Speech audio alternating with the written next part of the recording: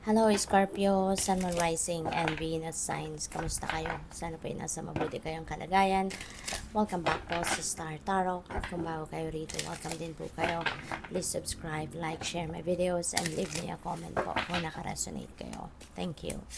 So, first message po ninyo, be kind always. Even when someone doesn't seem to deserve kindness, be kind anyway, for you know not of their struggles. And ganun din sila sa atin, diba?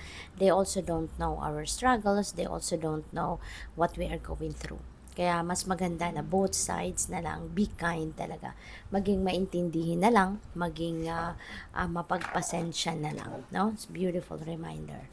What else? Live by faith, not by fear, knowing your heart and soul that God gave you the ability and courage to carry out great plans. Kaya magtiwala, no?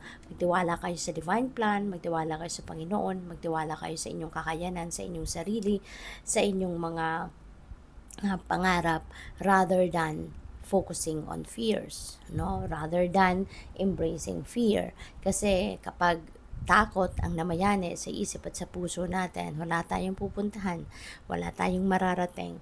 Yung mga pangarap natin will just be on the side, it will remain to be in our minds. Yung mga heart's desires natin, it will just be stuck sa puso natin, no? Kasi every time na magte-take action ka, kung natatakot ka, then wala na, 'di ba? Talo na agad kasi mas pipigilan ka ng takot, no? Maaano ka mahihinder ka ng takot, no? Kaya ang siste, wala na. Hindi ka na makakapag take action, hindi ka na makakagalaw, hindi ka na wala na, 'di ba? Kaya mas maganda na instead na takot ang i-embrace mo sa puso mo, 'di ba? Magtiwala ka na lang. No, magtiwala ka na lang. Isa pa, always remember that you have all it takes. No, you all have what it takes for you to succeed. You all have what it takes to carry out your great plans, 'di ba? Kaya parang ano pa, 'di ba? Ano pa ang kulang? Ano pa yung hinihintay mo, 'di ba? Mag-take action na. So we have let the angels boundless love help you let go of negative thoughts and feelings. Ayan. So, payagan mo na tulungan ka ng mga guardian angels mo. Kasi yung guardian angels mo, sugo yan ng Panginoon, hindi ba? At yan ay tutulong sa'yo, yan ay poprotekta sa'yo, 'di ba? Gagabayan ka, kaya magtiwala ka din sa kanila, 'di ba?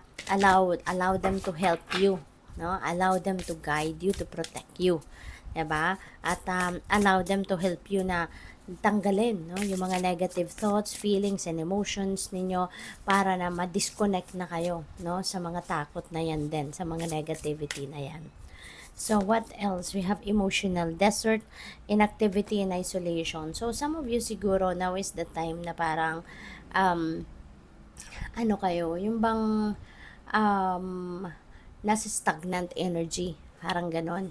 Parang nandoon kayo sa puntong ayaw nyo munang mag-take action, ayaw ninyong gumalaw, ayaw ninyong mag-progress kasi nandoon kayo sa time siguro or sa period na gusto mo munang mapag-isa, gusto mo munang mag-isip, gusto mo munang kalmahin ang sarili mo or gusto mo munang i-isolate ang sarili mo from the worldly things or sa busyness ng mundo, you know, parang gusto mo muna na you want to gather yourself first, no? Maaaring ganun ang ganap dito for some of you. So what else? We have elementals, nature spirits, the four elements. Ayan. So probably, no, may mga guidance ang universe na pinaparating sa'yo, binibigay sa'yo, and ginagamit niya yung elements of the universe. You know, yung nature, ginagamit niya ito para makapagpadala sa inyo ng mensahe. Kaya make sure that you are paying attention to the four elements, no? And yung air, yung water, yung fire, yung water. Sabi ko na ba 'yon? Or yung yung earth, Oh, parang sabi ko na lahat. So yun, be aware kayo sa mga nangyayari sa buhay ninyo, 'no? Kasi merong mga mensahe 'yan, 'no? Lahat ng nangyayari sa buhay natin, good or bad, merong mensahe ang universe para sa atin. Kaya it could be a wake-up call para sa atin, 'no? And ginagamit ng universe dito yung four elements. Nga, be aware of those nature spirits, okay? Na maaaring mangyari sa'yo, 'di ba? Or mangyari sa paligid mo that might have an impact sa buhay mo, yung gano'n. Okay? Kasi there is a message para sa'yo. We have currents of emotion, uncontrolled feelings. Pwede na ang iba sa inyo rito merong um, merong parang outburst. Siguro kayo ay may tendency na magalit. Baka meron kayong sitwasyon dito na super magagalit kayo, or maybe it will be out of control na yung ano ninyo rito, yung baka sasabog, kumbaga, yung galit ninyo. No, yun ang napipick up ko dito. So, as much as possible, no, mag-ingat kayo sa outburst kasi unang-una, it's not going to help you in any way. Diba? It's not going to help your situation be better. Diba? Kaya mag-ingat kayo. So, what else?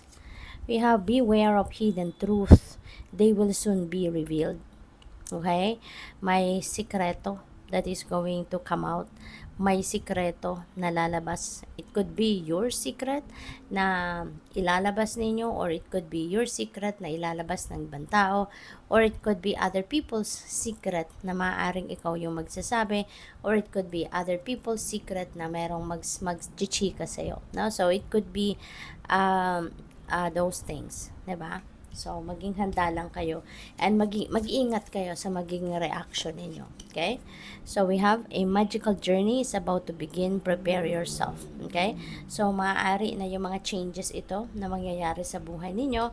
Maaaring merong mga pangyayari dito na hindi nyo sukat akalain na pwedeng mangyari, at yun ay mangyayari pala.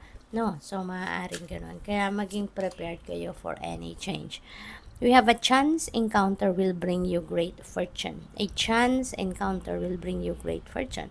So, parang ano to, baka meron kayong, maybe you are going to meet a new person dito, at yan ay siguro magbibigay sa inyo ng swerte.